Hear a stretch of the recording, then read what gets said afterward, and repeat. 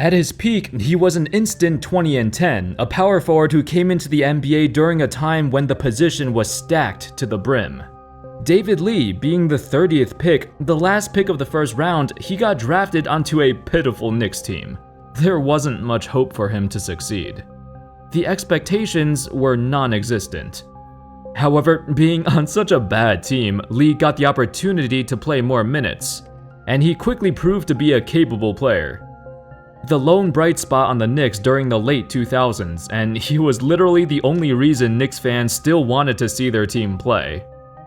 However, looking back, most people nowadays remember him as a Golden State Warrior, but by the age of 33, his career was over, despite being an all-star just a few seasons prior. What happened to David Lee? How's it going, folks? My name's Andy, and today let's dissect Lee's career and what made him stand out, and also what really caused his quick downfall. In his younger days, Lee was known to be a terrific athlete and a monstrous rebounder. For a while, he was playing as the backup to Zach Randolph, but when Randolph got traded, Lee took this chance and blossomed. The 2008-09 season would be his first year as a full-time starter, and he immediately produced, putting up 16 and 12. In the following year, he would keep progressing, now making the first All-Star appearance of his career. He became the Knicks' first All-Star in nearly a decade, since Allen Houston and Latrell Sprewell in 2001. That 2009-10 season would be Lee's best individual year of his NBA career. He averaged a career high in points, rebounds, and assists, although the Knicks as a team were still winning sub-30 games. He was different than most power forwards of that time. Lee had a tremendous, versatile offensive repertoire. The way he could score from every area of the floor was remarkable. A smooth touch on his jumper combined with his ruggedness in the paint proved to be a tough matchup against every team. He had the finesse and the physicality to fight for boards. Not only that, but his mid-range game was sweet as hell. This was before threes started taking over, so Lee stretched the floor with his long twos. Overall, his true shooting percentage in 5 seasons in New York was an astonishing 60%. As a scorer, he was substantially more efficient than guys like Tim Duncan and Kevin Garnett, and slightly more efficient than Dirk Nowitzki too. That's quite impressive, especially since his supporting cast in New York was awful.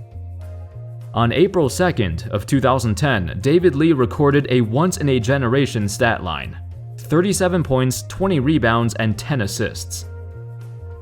It was the first triple-double of his career, and he also became the first player since Kareem Abdul-Jabbar in 1976 to put up at least 35, 20, and 10 in a single game.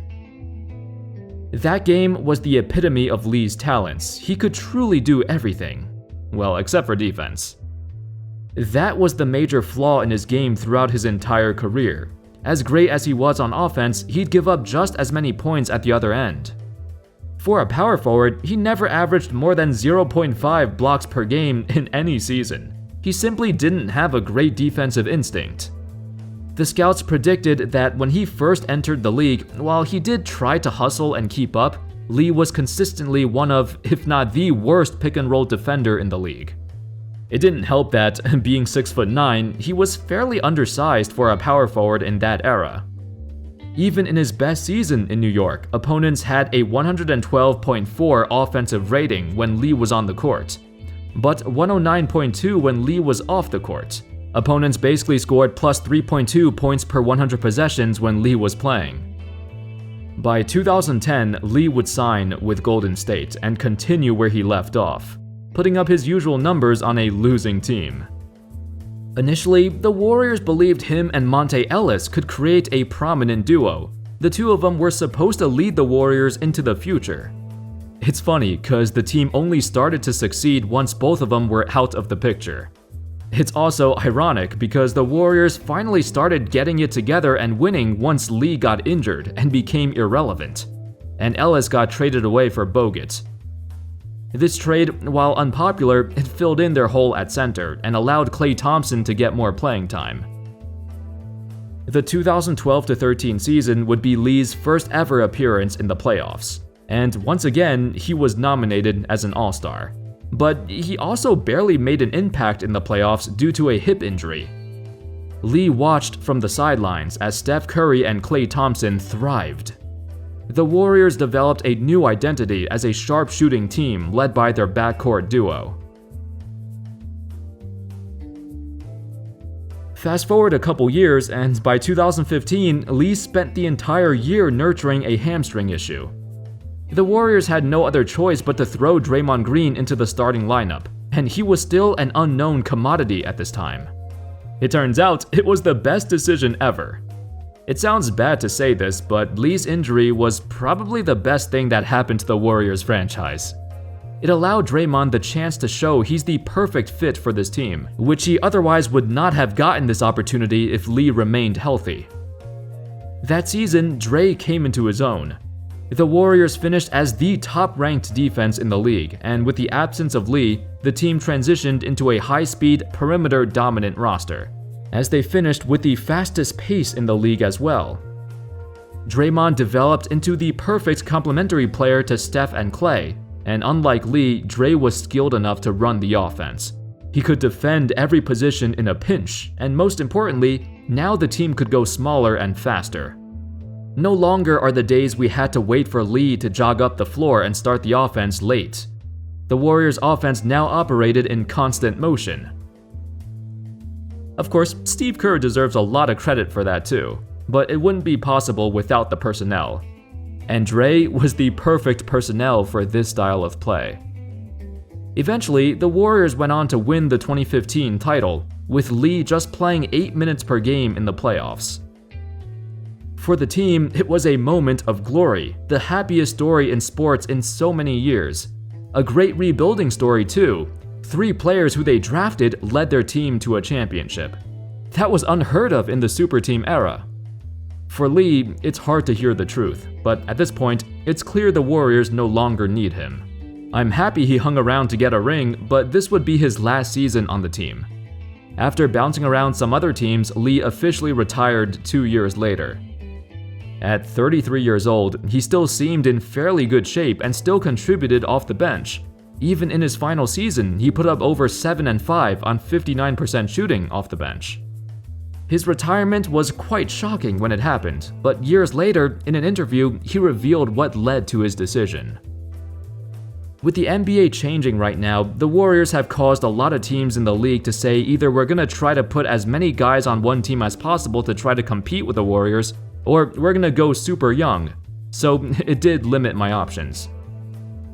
I either wanted to be in a situation where I was on a team that could be a contender, which once again, as you know, limits it to maybe 6 teams if we're being generous, or a team where I could play significant enough minutes to really be worth coming back and to feel like I was doing something meaningful.